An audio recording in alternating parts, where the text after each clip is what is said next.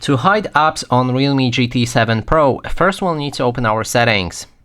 Then we can move to security and privacy right here, scroll all the way down and then select hide apps.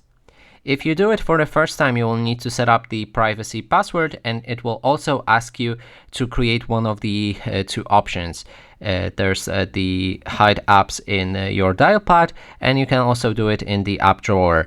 But I strongly recommend to go for the dial pad if you want to really hide them, as it's the best option. Then we can select the apps that we want to hide. And we can also click on this gear icon to go for the access methods and access via dial pad. And then let me enter a new code. When it's done, we can go to our dial pad and enter the code that we provided. That way we'll be able to access all of our hidden apps.